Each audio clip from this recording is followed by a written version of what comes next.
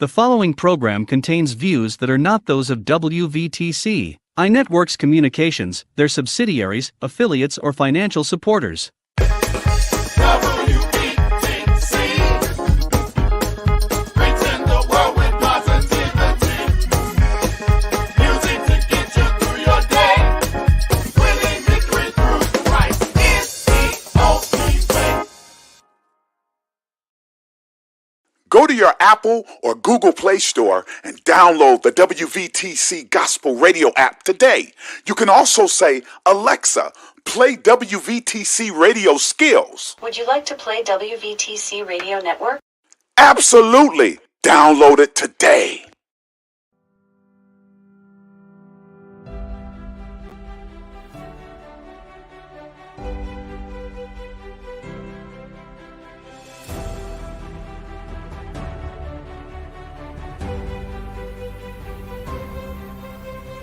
We have to be honest and upfront about what it is that you want, and then it's also in that piece of talking about your expectations.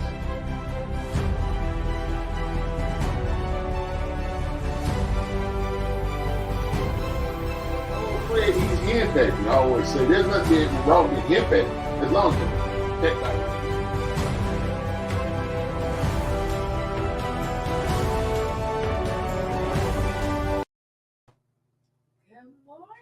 Good morning, everyone, and welcome to Real Inspiration Radio. My name is Marquise Holyfield. I'm here with you all this morning. Bishop will be with us shortly, but in the meantime, we have a fun-filled show for you all this morning. We have always what's happening in the news. So this week we will talk about the WNBA women's draft, who were the top picks, the salaries, and what are the comparable salaries? Are all the salaries comparable to our men's league?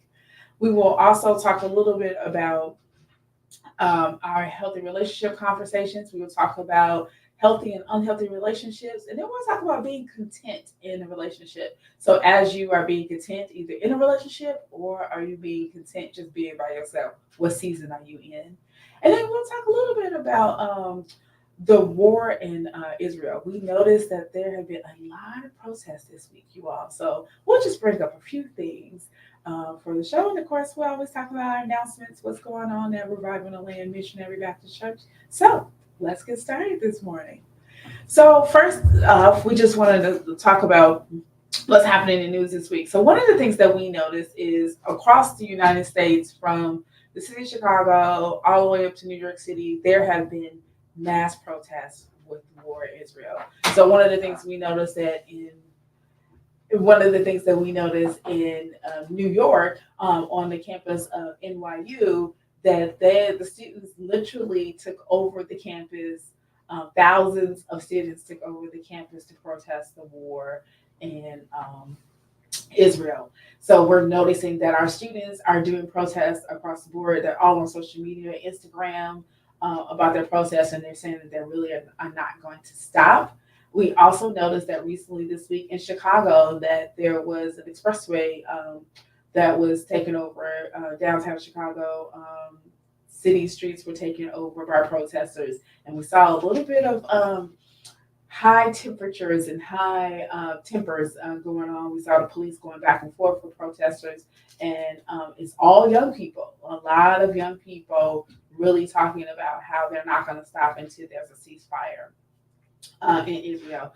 So as we know that this war has been going on for about 7 to 8 months now, we just continue to see just the devastation across the board on both sides. And we continue to just ask God for prayer to bring peace literally to Israel and to Palestine and the Gaza Strip. It's just so much going on. We also know that recently Iran did an attack on Israel, and then of course Israel just did retaliation back on Iran recently because of the attack. So it's a lot going on. I know this is a very heavy topic for a lot of people, and it's hard for people to really to pick different sides. And we always pick the side of peace and asking God to just bring the peace and healing definitely to our people. The other thing we want to say in the news this week, we wanted to literally talk about the WNBA draft. And so we noticed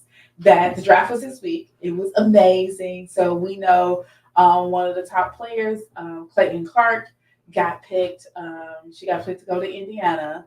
And we know that Angela Reese got picked to go to from LSU, got picked to come to Chicago, as well as Mendoza Carlos Mendoza also got picked to come to Chicago Sky. So we in Chicago are super excited about the women that's coming to the Chicago Sky. And as you can see, Bishop is joining us. Hello. Is coming to Chicago Sky. So we are super excited about it. The draft was really great, and really this intensity and so forth that the women brought to the table.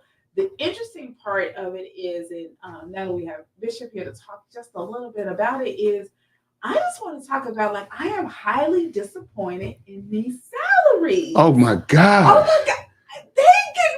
They can't afford to play. Oh my goodness. It's Wow. like, so Caitlin is getting what the highest rookie salary is, which is like $76,000. And I think Angela Reese is going to end up getting like $73,000 Right, first right. year. Exactly. Like, over the course of if they do, it depends. So what we found out is, for their rookie contract, it can either be a 3-year deal or a 4-year deal. And the deals are not Guaranteed. they're Right. not guaranteed. So Right. it's either way. It's for how long you play. So if you play the four years, you're up to be able to make maybe, what is it, $375,000, which is nothing compared to when they was talking about the rookie year of an NBA player. Hey, Barbara. It's like $12 million. Yeah, absolutely. It is ridiculous. It is ridiculously high. But the good thing is that I think that Caitlin is going to bring a lot of energy. Not only her, but Reese came out and as you spoke about the Chicago Sky got the center. I forget her name. The saving grace for that is that Caitlin did sign an $11 million Nike deal. So she will be getting that. But if you think about what that salary is, even if you think about $300,000 over the 3-4 year period, the problem with that is that they have to foot some of their own expenses. So while they're playing, they're footing some of their own expenses. And if you think about it, $70,000 after the government takes, 25%. They work in no offense, they work in a regular job. Yeah. It's like nowhere nearly compared to the men. And I know that people say, oh, it's not the same type of advertisement, not the same excitement, but I am having a hard time really believing that after all that we've gotten in regards to women's basketball and how the women are thriving in the NWSC championships and they're thriving in the sport itself, that we still are at this like very, very disparity in salaries and very disparity in the hype. Because for me, it's like, you telling me you all can't put the money in the marketing to make them more marketable for everybody? Because women are starting to get excited about going to see women to play basketball. So you can't tell me that it's one of those things that, oh, there isn't an audience there. Are you making it well known for folks to know that this is something to get behind and support? Right. And also, I think that the NBA itself has a dog in the fight, while each individual franchise is owned by the franchise. I do think that the NBA can undergird and support the WNBA by doing cross marketing and things like that to help that business model become more successful. We know the game has blown up over the last couple of years, but in saying that, sometimes there has to be a support and undergirding for women's sports, right? And so we need to make sure that we are having some type of balance. Again, I'm glad to see the Nike deal happen. I understand that several of the women in the WNBA are going to be getting these endorsement deals. But think of all the ones who are not going to get them, right? I know. And so what they've done is they've made in order for some of the women in the WNBA and in college women's basketball to make money, they have to revert to trying to get pages that, exploit them physically, right? And so we know that that's not cool, and that there need to be some. I think the NBA and the NCAA.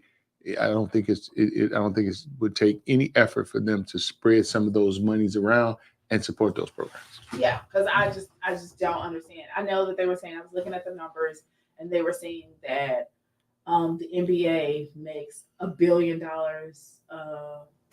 a year off of the whole industry, and the WNBA only makes like 250 million or 300 million or something around those. So I know those numbers are very vastly different, but it's like, come on, y'all. Well, and I mean, if you This is think about crazy. it, if they spend the money to do that, it'll be a tax. It'll be a tax. There's tax advantages for that, and it's generally just the will. I think you will probably see that in the next couple of years, but it's just really them having the will to support women's sports.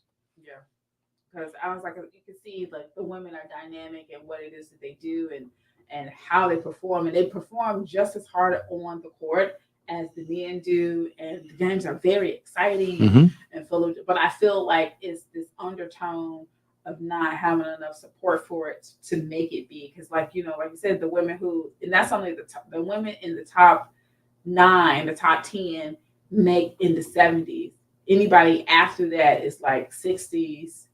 It's like $60,000. It's like a regular job. Yeah, exactly. Especially after taxes. And so, I think that, with that, I think they probably have to look at the time they choose to have the season, right? If you want people to come out, and they have to do more promotionals. I know I haven't seen a lot of Scott promotions. No, I have not seen a lot of Scott promotions at all. And so I think if you promote it, women will come out, especially young girls, because young girls are excited about basketball. Very much so. Like Caitlin came on the scene, and you had young girls going, because when Caitlin was playing at Northwestern, she was playing against the Northwestern's team. You had young women coming from across the Chicagoland area and Iowa just to come pack the house at Northwestern to see her play. So you can't tell me that there isn't a draw. It's how we market it. It's how we let people know, how we advertise. Because, I mean, Caitlin only became this star piece is because she was shooting 3-pointers like Steph Curry. And people was like, oh. And she's the top scorer in the history. Well, let's say documented history. Right. Because, there are 2 scorers who have more points. Yes, but we're going to go with it. We're going to celebrate Caitlin and what she's done. I don't think it should, I think that's just an asterisk, but we're going to celebrate her because I think she brings a lot of energy to the sport. And so it's going to be an exciting season. Well, it's going to be interesting to see, because one of the things I was at the salon this weekend, and the ladies were talking about how, we talked about Coach Staley last week and all of our conference and so forth, but they were saying that they really haven't gotten the press. They really haven't gotten the push of, they've won 3 times, the dynamic, they went undefeated this year. Like, I mean, it's in the news, but it has not been like out there overly. And I just think it's legacy. Because if you think about it, while we're focusing on women's basketball, I just think that it's a matter of the powerhouses who have the legacy, have the infrastructure space in place to generate the dollars. Because if you would look at something like the USFL football, those players make about $2,000 to $3,000 a week too. So they're just like a regular job. So it's something that we have to support, and we're going to support you, ladies. We got you back. I was excited. I cannot wait till the season start. I am made a commitment that I'm going to go to 2 Sky games this year. What else we got? So what else we got? We want to talk a little bit about. So, okay, y'all. We usually refrain from talking about our former president, but this week we got to. It's so much stuff going on. So we know his second trial has started. Basically, his secret payoff trial has started. And there's been some interesting things going on with that. So one, we had a person outside of the court yesterday. Oh that God, to decided set themselves on fire. fire. But see, that is what I mean when I say the dedication of the Trump supporters. I mean, you know what? To See, kill yourself? I'm apolitical, so I'm on neither side. I can speak positively and negatively about both sides, and not get engaged because I'm on God's side. I'm like I'm like the angel. I'm on God's side. But set yourself on fire. I can't think of anyone that I would set myself on fire for. Me either. Now I would take a bullet for my kids, but Yeah. set myself on fire. Yeah, my kids, my significant other, my mama, but That is somebody that I insane. don't really know. Right. And somebody who and guess what? That person probably wouldn't spit on you to put the fire out. So Right. And so it's oh just, gosh. great. And then the interesting part of it is that one of the things that I saw recently in the New York Times this week, they put out talking about Trump saying what he will do if he get a second term. So they were saying, is it going to benefit big business, or Absolutely. and so big businesses, I don't know, they're a little scared because they're saying that they don't know what he's going to do. They're saying that he said that he might do some things where they're worried about Biden. They know Biden's going to put some very harsh, regulations on him because that's what he's been pushing across the board. But they're saying that. But how's he gonna do that in a Republican controlled house? I don't know. But they're also saying that Mhm. that Trump may not necessarily be for them either. So this time around, they may get a portion of what they want, but they might not come out in a large way as they have been before. And they were just talking about, we know that he has strong views on making sure that certain people will not be in this country, certain people will be pushed out of this country. Just strong views on who's going to be in it, whether we will be in the UN or not. We will be in the UN. Also, the UN is literally in New York. I know, but he, talking about taking us out of NATO. Yeah, that's not going to happen either. It's just See, the whole thing is we got to understand that the president has power, and he has a lot of power, but he is not all powerful. You have, and that's the one thing I say about young people. Yeah, that's God. But that's what I tell young people is that they have to understand that no matter who the president is, we have three branches of government. And when you have the legislative branch and the executive branch, the legislative branch is the one that make the laws. The executive branch is the one who signs off and execute the laws, right? So there are some things that he can do, right? So but there are some things that would be acts of Congress. It would have to take an act of Congress. And we know in the Senate, that means 60 votes to get out of NATO, 60 votes to get out of the UN. There'll be a lot of noise. There's a lot of chatter. I don't subscribe to the theory of the boogeyman. I don't let people boogeyman. I don't think Trump is the boogeyman. I don't think that. I think he's a person who has his own agenda that I don't necessarily agree with a lot. But I don't buy into the boogeyman theory. I think that we have to motivate people to vote in elections for the entire government. And I think they'll see more movement, especially when you talk about African American community. I think we have relied too much on the person at the top of the ticket. And then if you look across the ticket, you see things in some instances where you have candidates that are holding political office who are politically weak. Yeah. Right. I mean, it's true. And then I think it's the key. And there's no bench, right? Yeah. And I think it's important for us to continue to look, November will be here before we know it, y'all. We already, about to be in May. This year is going like this.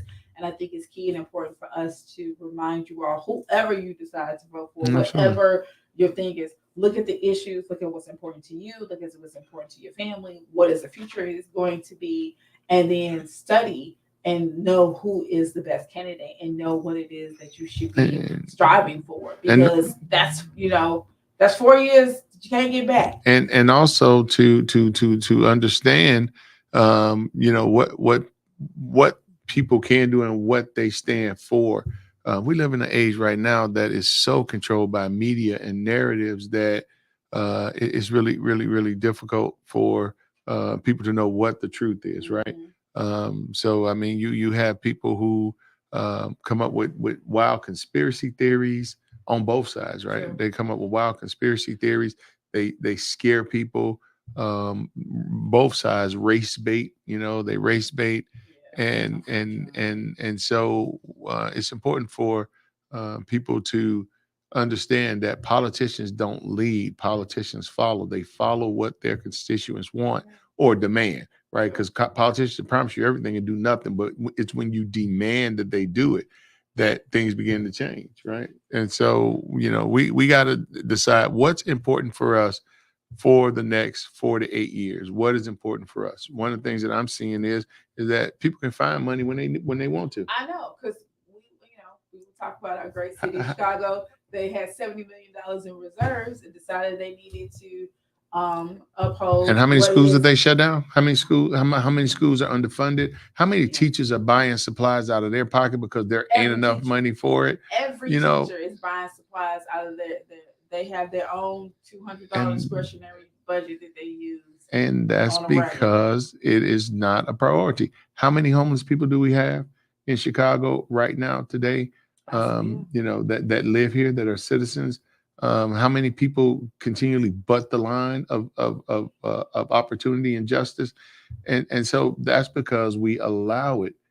And so that's why when I say I'm apolitical, I'm apolitical because I do lean heavily to one side, but I'm just not sold on it, because I say when you give away your power without demanding something else, you are in trouble. You have to demand your power.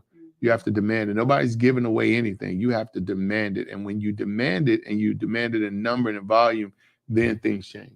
Like there should be jobs in the community. There should be funding in the community. How do I go to one side of town and I'm seeing stores and shops and everything else? And then when you go to the south side of the town, you may see the large franchises, but you don't see Staples. You don't see Best Buys. They're moving out of our community, right? And the thing is about crime, but crime is everywhere. And so we need to demand.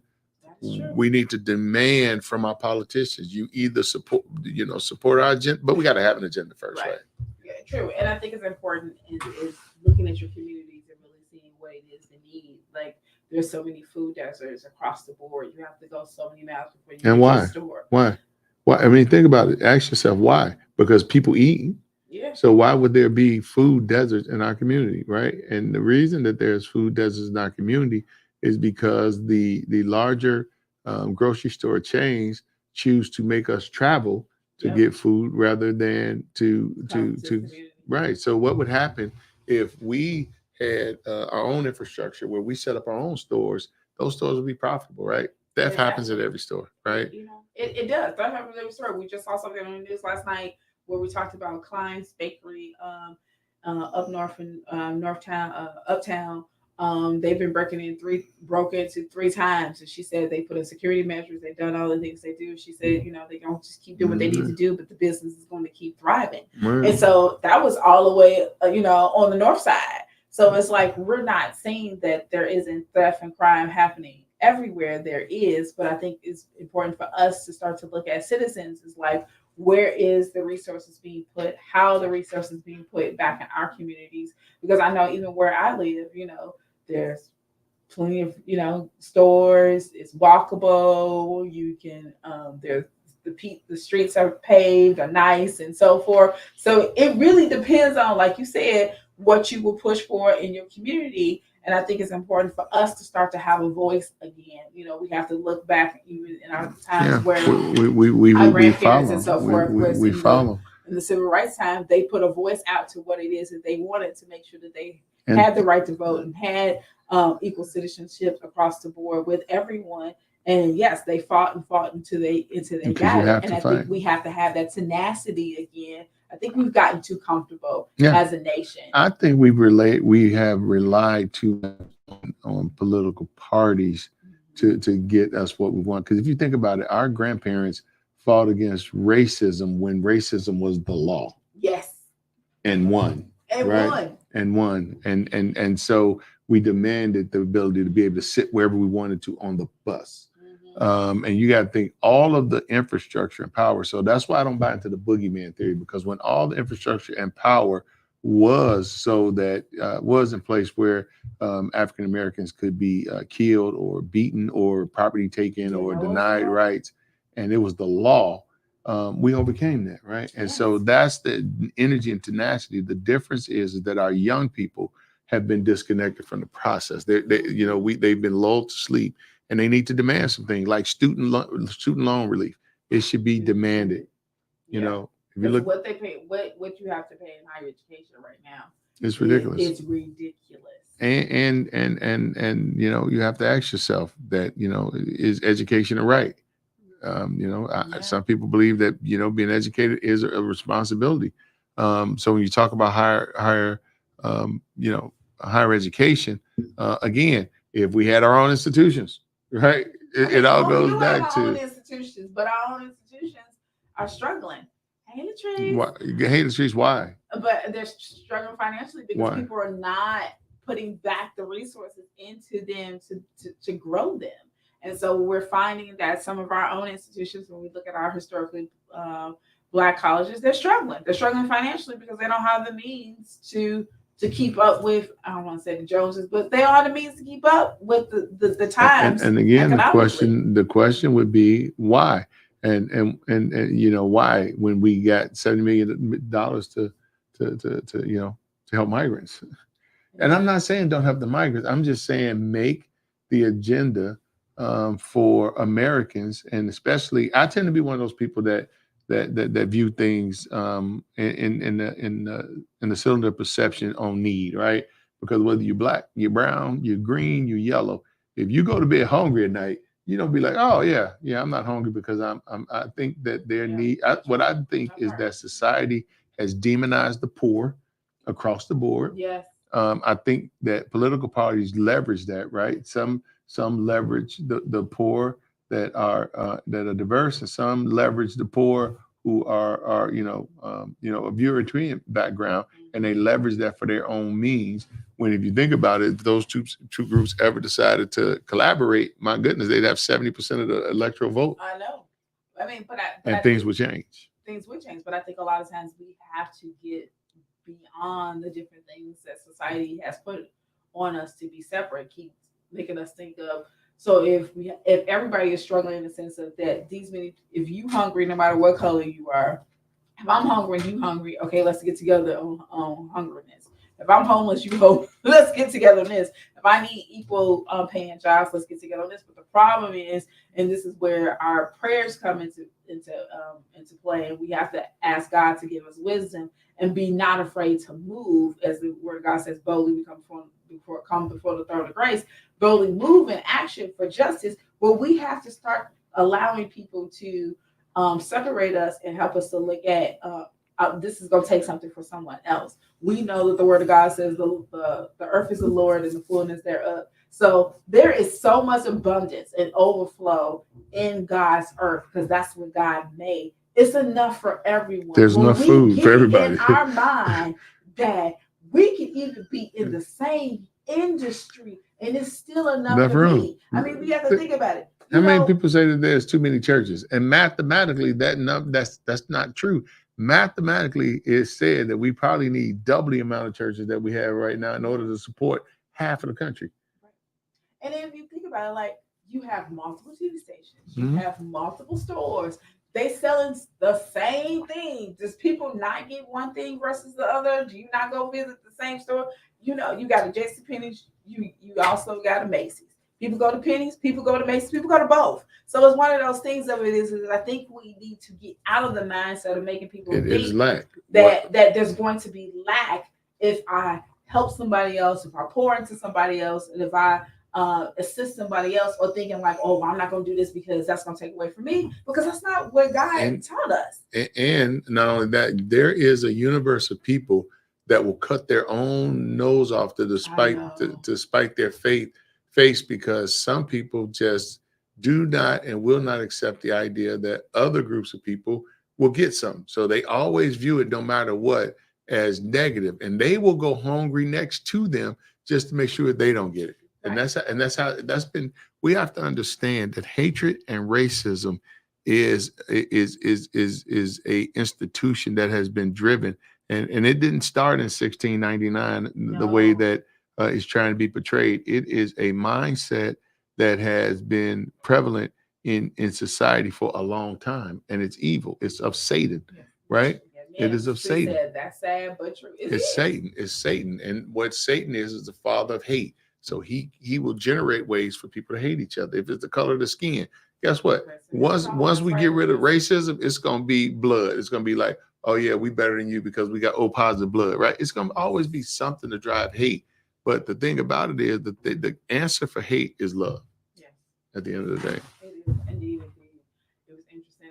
It's how you see some of these different pieces of like people thinking that they have to be better. I was recently watching the. Have you seen the documentary on Netflix of the Testaments of Moses? No, I haven't. It's really, really good. So I recommend it, y'all. Definitely look at it. It's on Netflix. It's the testimony of Moses, but it tells the story in a way that we've known it to be, but I love it because it also breaks up where it is in scripture that each piece is happening, but it gives you that real piece of different things, and it helps us to understand some different things about our culture, about the time, but also about the mindset. You know, it was something Absolutely. that the theologists were saying on there that I thought was key and important when it talked about how God said that he had a heart in Pharaoh's heart, and Moses was like, well, I just don't understand why he won't let us go. He said, well, I've hardened his heart. And then people was like, well, that don't make sense, God. Well, like if you're trying to deliver, and this was theology was like, well, you're trying to deliver your people. Well, don't you just deliver us? But it's that part that we all hate. It's called process. God knew that you needed to go to the processes so that you could be ready and prepared, because not only did him delivering you from Pharaoh out of Egypt was part of the process, you still have to go to the desert, you still have to get to the land of Canaan, you still have to go through all these different processes. And what we're learning is if God just keep dropping, when do we realize that we have the tenacity, the ability to endure, the ability to just trust God, the ability to just move throughout life? If God just keep dropping blessings after blessings after blessings after blessings, without us having to go through something for it. And exactly. And not only that, but we have to remember that we live in a cursed creation. And so by living in a cursed creation, we have to understand that we're going to have adversity in this cursed creation. If you just take, for instance, a palm tree. If you look at palm trees that's on the eastern side of Florida, they tend to fall and break in hurricanes. Yeah. And that's because they have not been through prior hurricanes. Whereas if you look at palm trees on the eastern side of Florida, you will see them, and in the strongest wind, they're bending over. Why? Yeah. Because they have been put through stress before, they're able to take stress. So we have to learn that we have to go through adversity because it's actually going to make us stronger. Yes. We have to understand that we serve a limitless God. There is no limit in God. Think about it. If you got a place to stay, you can grow your own food. Yep. You can grow your own food every day, all day. You can grow your own food. There is abundance there. If you can't find a job, create one. Yeah. Somebody needs their kids washed, right? Somebody needs some windows washed. So and that's why, especially at Revival Land, we teach a different mindset, because for some people, relationship with God means do what I say, or I'm gonna dip you in Crisco. I'm watching everything you do, so don't make any mistakes. And that money is evil. Right. And if you combine those three things together, you're going to struggle in life. You need to know that all those things aren't true. First of all, John 3:16 says what? Love the world. Now, if he loved the world, what are he going to do for us? That's the word. That's everything. So we got to understand that we loved, right? And so my relationship with God isn't one out of fear. I'm not in a dysfunctional spiritual relationship. I'm in a relationship with a God that loves me. When I get in trouble and mess up, God will leave the 99 and come see about me. Okay? When I'm hungry, he will feed me. He will get water out of a rock if he have to in order to feed me. He is going to make a way. He is going to. But he say the just walk by what? Walk by faith. Right. And so not only that, but in the book of Hebrews, he said that the children of Israel got in trouble because they had an evil heart of disbelief. So when we don't believe God, we got to understand it's not just like, well, I'm going through something. We are telling the God of the universe that we don't believe him. And that is insulting to him. Just like an idol. Idol worship isn't about God being some kind of jealous God because you praying to another God. It's like God saying, are you kidding me? I'm the God of heaven and earth. And you praying to a wooden statue. You actually got more. What if your kids honor your neighbor more than you on Mother's Day? Yeah, that would make you mad. I mean, they went out and got big old flowers. And hurt your feelings. They got flowers. They cooked for them. And they made them a big old dinner. And then when you came over, they gave you a hot dog and a card. How would you feel? Oh, yeah. How would you feel? I would be hurt. What would happen if your significant other on Valentine's Day got they friend at work a big old box of candy and a Pandora bracelet and a big old diamond ring, and they bought you a box of candy from the gas station. How would you feel? Oh, So when we talk about God being a jealous God, we got to put it in context. It gets put in context as though God is at fault of something. But God is saying, "Are you kidding me? I created you. I gave you life. There is nothing that you ever gonna need that I'm not gonna supply for you. right. You are going to go through something. My son went through something, but after the other side of the crucifixion was a resurrection. So we have to begin to walk by faith, walk in faith, trust God, and not believe the lies of the enemy to tell us we're not good enough. God hates us. God gonna punish us, and if we mess up, He gonna dip us in Crisco. That is not my daddy. Yeah, that ain't my daddy either. That ain't my daddy. My daddy love me, and I love him. Me too. I love the Lord. I love the Lord. Because He is a forgiving daddy, loving daddy, compassionate daddy. And I think that's the thing that we have to remind ourselves about. And I think that's the key important why we need to study our word and read our word. And, you know, we talked about this last week. We are studying the book of Proverbs, and it has been just this powerful piece of all the different things that God has been teaching us to just give us the life that we need. And, you know, like you said, if you want wisdom, just ask for it and I'll give it to you. Just ask for it, right? Right. And that's what we do. What But else can you we go and say? Your daddy can say to you and say, okay, what you need? Just ask me for it. right. We were studying it in our Sunday school lesson about tithing. And what we didn't understand is that God let us keep the 90. Okay. We're not giving God anything. The earth is Lord, the fullness thereof. He gives us, and He tells us to give the 90%. But why? God don't need no bull. God don't need no ram. God don't need none of that. He's saying that He wants us to give a tenth back so that we invest in the lives of the kingdom, so that the kingdom can be financed, right? God don't want to just feed us manna by day and quail when we mess up, right? God is saying that He put a system in place that the kingdom gets financed so that other people can come to know the Lord, and that we are partakers and actively engaged and involved with our time, our talent, and our treasure with our daddy business. That's true. And here goes Trish. She goes, I'm not gonna lie, I hate going through. Okay, going through. I sometimes question why Lord, and He answers why not, and this is not only for you but for someone else as well. Yeah, it's true. And I think that's our fleshy nature. We have to remember that our flesh is gonna always ask God, why are you doing this to me? Why da? But it's that piece of, you know, and I was saying this earlier, God got a plan and a purpose for our life. And a lot of times we never understand what He's doing. Even the stuff that's going on with me right now, I was like, okay, God, I never thought that I was going to be here right now at this moment, at this time in this season. But it's Him building character in me for me to have a sense of perseverance and continue to increase in my faith. Is taking me to the next level to be able to trust Him more. And I know that people always say, with everything that's going on with you, you're just real calm. And the calmness comes forth because it's like, I have no other choice but to trust God. Because it's either me worrying myself to death, which is going to cause me to have more issues and more problems, and the lack of sleep. At least I can have joy and have a good night's sleep and wake up the next morning and say, okay, God, what are we doing? Amen. And I would say that, you know, it's like my sisters say, that when I get to a point of lack, I say, okay, Lord, I'm done with that. I'm ready for some more, right? And I allow, because if you don't walk by faith, what happens is that we know that we got the flesh man. Your fleshly mind is not designed to make you happy. Your fleshly mind is designed to keep you alive and keep you safe. So it is going to make some choices that actually is counterproductive to you progressing and being happy in life, right? It's going to, because it's not designed to do that. Now, your spirit man, on the other hand, gets to drive the ship of who you are. So you can choose to be happy. You can choose to trust God. You can choose to be in love. You can choose to be holy. You can choose to be righteous. You can choose to do what God says do, because you have your spirit man. Your flesh man ain't trying to do that. Because guess what? If you hungry, what's gonna happen? Your flesh man gonna say, let's steal that apple. Exactly. Right. Your stomach get the growling. You gonna steal that apple. And you gonna steal that apple. Right. Where your spirit man be like, no. Right. No. God gonna provide for something. And then you'll be amazed with the fact that somebody come along and will give you a bag of apples.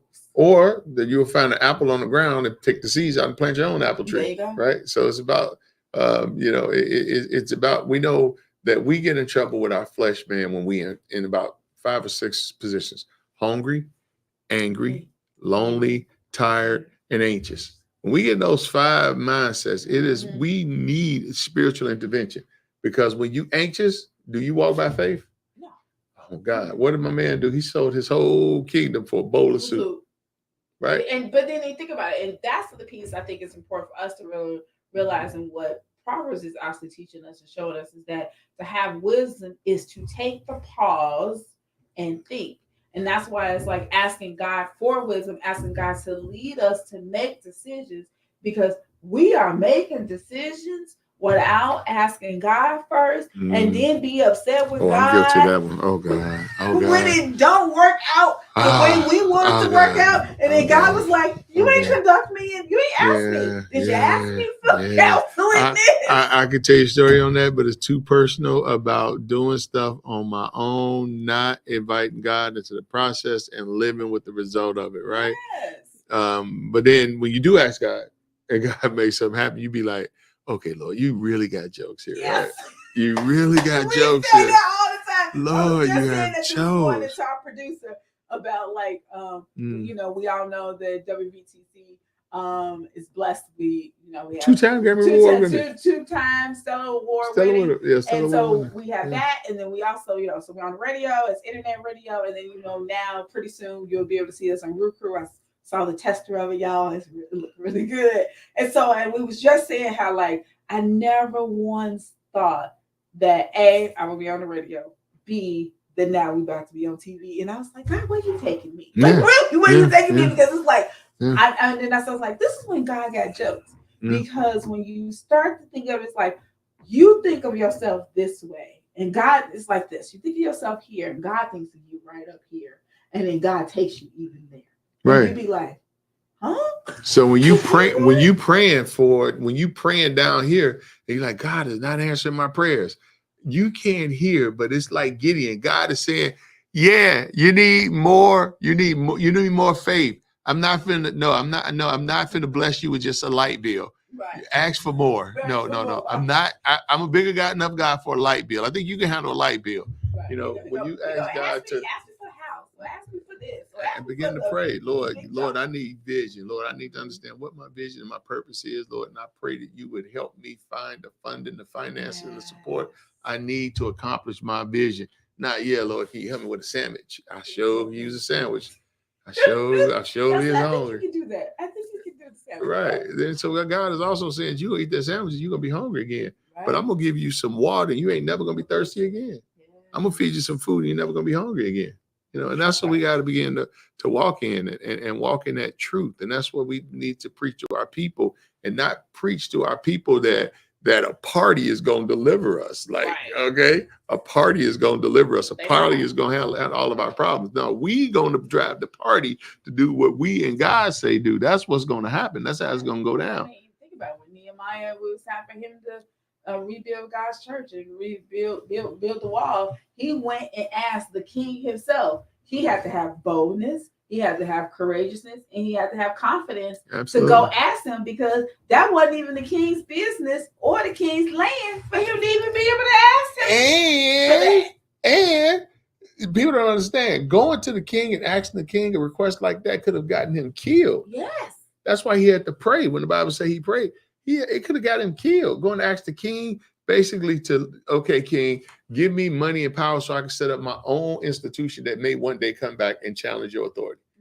Right. And it ain't even in your jurisdiction. That's back in my homeland. Right. About 5,000-6,000 miles over there. But look at favor. The king like, hey, take as much lumber as you want. I ain't even put a limit on how much lumber you can have. Notice he did not even put a limit on how much lumber you can have. He said, take as much lumber as you need.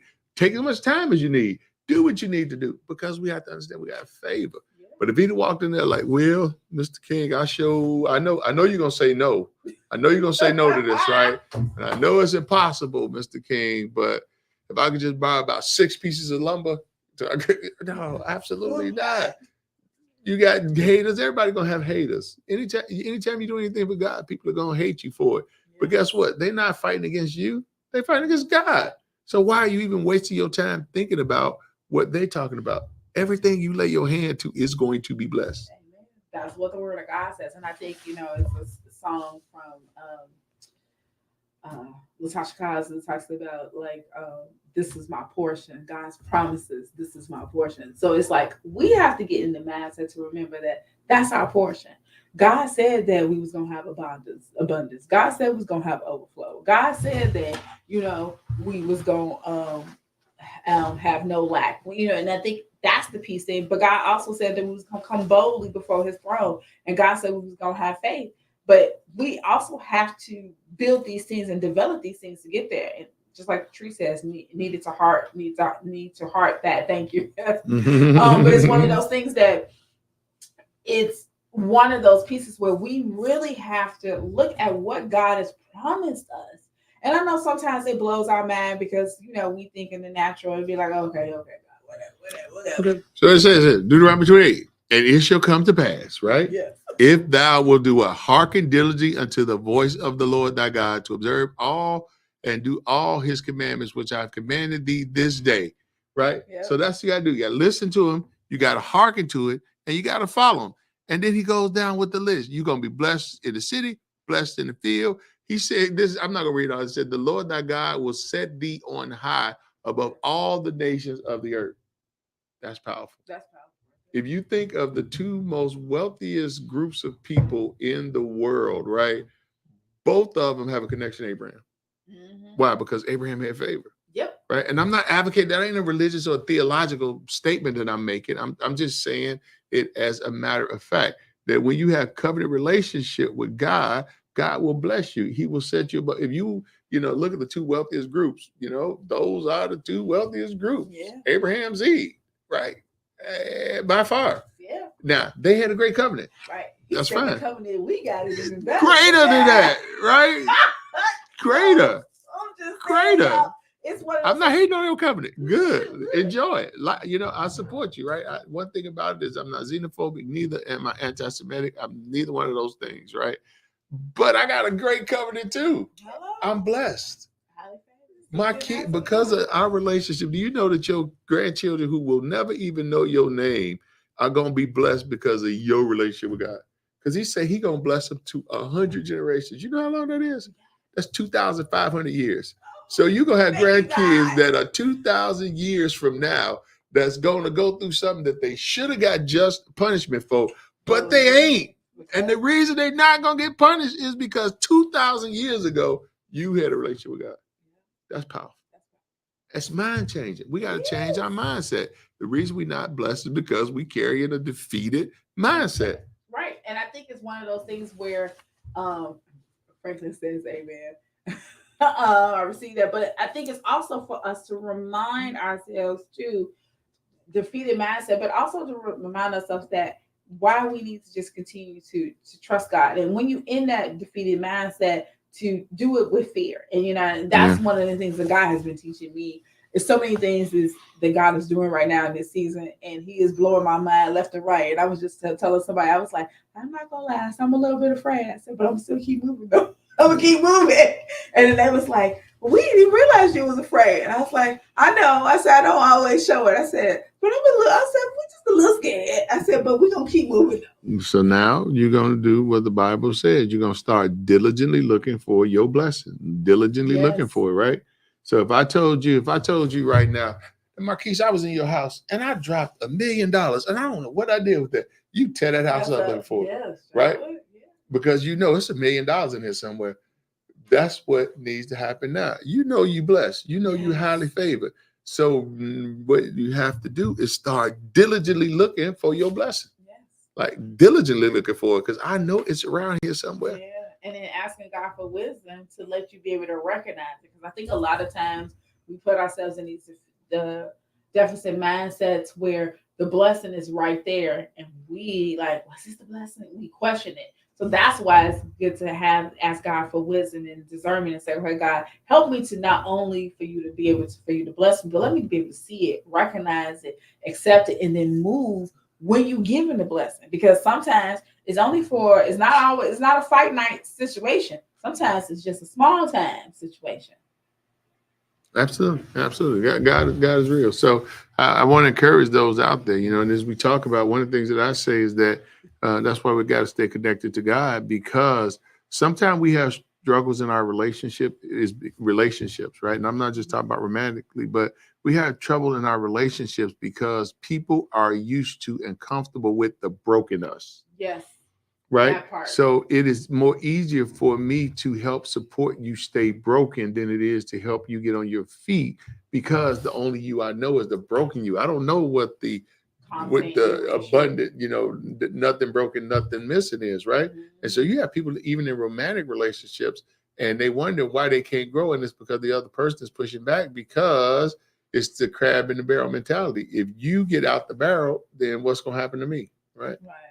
So some people are used to us being broken, and that happened in relationship, and that's why some relationships are dysfunctional. And you hear people saying that we can't keep money, right?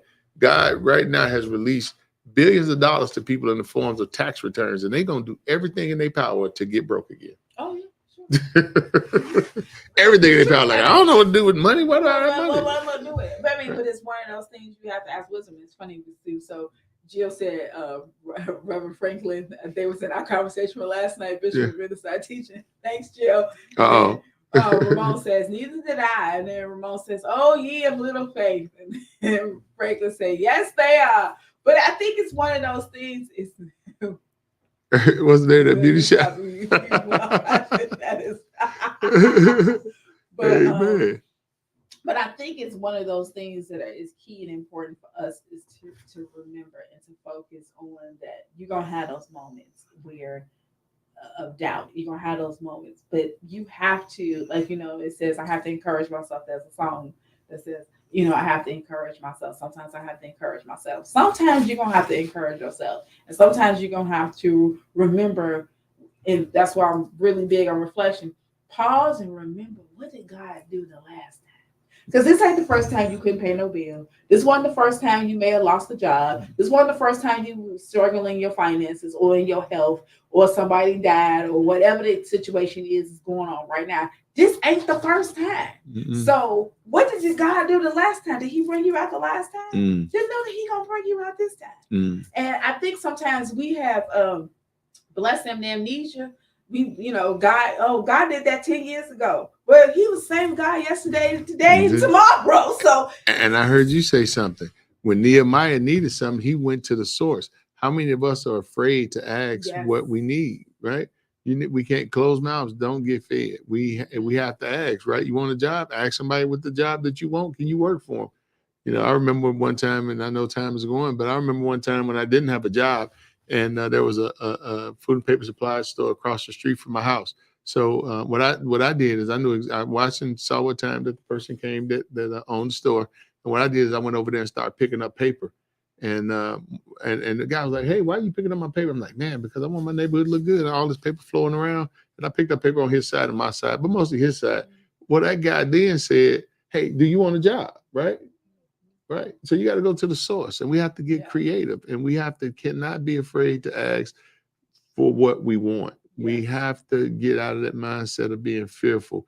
That's one of the tricks of the enemy, is to not ask what you want. And the Bible says you have not because what? You have not because you ask not. And if you ask, you don't ask in the right manner. Right. Well, I know y'all ain't hiring. And I ain't seen no sign outside to say you ain't hiring. People are always hiring. Yeah, they always. I mean, you also have to make sure, like you said, what the Word of God says, your gift will make room for you. And if you continue to remember, what is my gift? What is God calling me to do?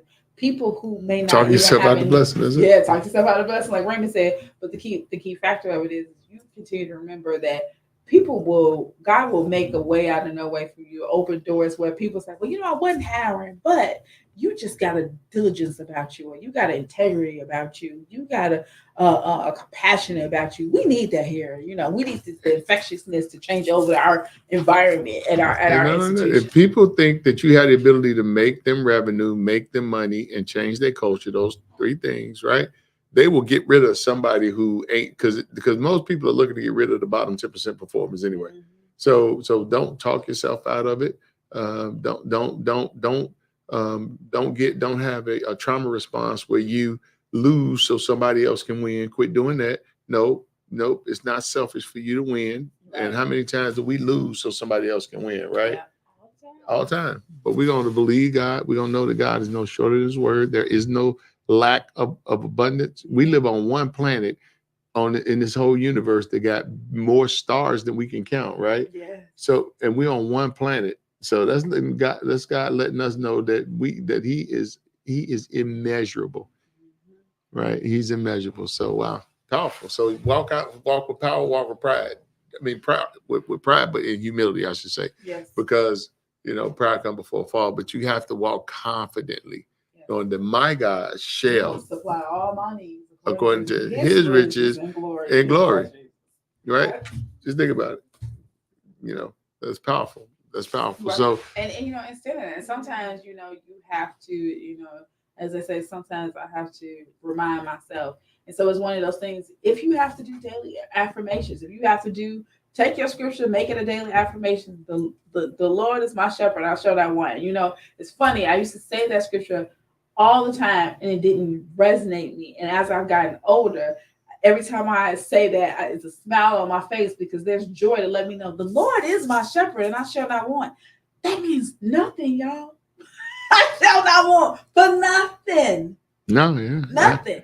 And so, and to know, and then he goes on later to tell you how you shall not want and what he's going to do. But think about it. When we watch everything outside of us, media and TV and everything else, what image? Now, God said he's our shepherd, we shall not want. But isn't marketing all about making you see yourself lacking and wanting something? True. But then you'll start to get, as you start to grow in the Lord and as you start to grow in his word and understand what that scripture really means. How many times, and I don't know if Bishop said I can testify to this, there's times that I have walked in the store and I was like, oh, I'm going to buy something. Walk in the store and I'm like, I don't need that. No, I already got that. I don't need that. And then I was like, oh, the Lord is my shepherd, I shall not want. And it's one of those things, it's like, oh, I don't need that. I walk out the store. Right. Because that's how we design. That's how people, and part of that is a mentality too, especially, coming from our lineage and background, is to because if you feel that you are less than you need something outside of yourself to make you feel whole. And so marketers know that. So they market to you to say, if you don't wear this label, you're not good enough. If you don't have this, you're not good enough. Well, if you got a raggedy car to get you from one place to another, then you need to tell Lord, thank you. Right. And when you thank him for that car, he'll bless you with a better car. Right. Because think about it, somebody on the bus, somebody on the bike, somebody walking. Right. Because eyes have not seen and ears have not heard, neither have you even thought about the good things that God's going to do for you. So wow, look at time. It flies, it flies, it flies. I'm wearing my Chicago Bulls shirt because it's the last time I'm gonna wear it because they're no longer in the playoffs. Yeah, I was gonna mention that earlier. That they had a dynamic game. So this is my morning shirt. They beat Atlanta only to go to play for the next team because they were hungry when they went to Atlanta. I mean, when they went to Miami, and Jimmy Butler wasn't playing, y'all. So that was they thought that they had it in the bag. So this is my shirt that I'm wearing in mourning for the Chicago Bulls. Hopefully next year we won't have DeMar DeRozan because I know he's not coming back. He didn't look like somebody that was motivated to come back to Chicago to me. No. So we are rebuilding. You know what? I made up my mind that, and it's a tough one. That I'm going to support the Cubs this year because the White Sox can't put a team on the field that wants to compete. Woo! Okay. I'm not dealing with them. I know, no. I'm done. I'm not going to allow them to put a terrible product on the field where you have money and opportunity and you won't do it. So you know what? I am supporting the Cubs this year. Just this year. Says no. I know. I just can't do. I tried to watch games. They wanted to give me some tickets. And I asked them, blasphemy. I'm like, what did I do wrong? Why would you want to give me some Sox tickets? What did I do wrong? You said they want to give you. Yeah, and I was like, whatever I did, just please forgive me. Please don't give me no Sox tickets. You want me to go there and watch them get beat like that? Nope. So this year, I'm supporting the Cubs. They look like they want to win. So we ran out of time. So I just want to tell you, thank you all for allowing us to come in. I'm Bishop Sherman Henderson, Senior Pastor at Bible Land, Missionary Baptist Church, and I'll let Marquise close out. And I am Minister Evangelist Marquise Holyfield. And so we want to remind you all, do not forget to join us. So if you want to have a place to worship, and as we have this great teaching, as everybody's talking about, Bishop just puts in a phenomenal word for us every Sunday. So if you want to meet us at 9134 South Cottage Grove at 11 a.m. tomorrow, come and get a word. And where we always say, where we finish the scripture before Bishop finishes, giving us the full scripture because of his great teaching. We are really a Bible teaching church, and we are definitely on the premises of standing on the word and studying the show that's self-approved. So come and join us. As we always say, don't meet us there, beat us there. We look forward to seeing you all to come out and fellowship with us. We enjoy having you all. So have a happy, fun Saturday. It's not as warm, but it's still a beautiful day because it's the day above ground, and God gave us this day. So let's be excited about it. God bless you. God bless y'all. Go to your Apple or Google Play Store and download the WVTC Gospel Radio app today. You can also say, Alexa, play WVTC Radio Skills. Would you like to play WVTC Radio Network? Absolutely. Download it today. Views made on the preceding program are not those of WVTC Radio, iNetworks Communications, or their financial supporters. Winning victory through Christ, WVTC Allsip Chicago, and iNetworks Communication Station.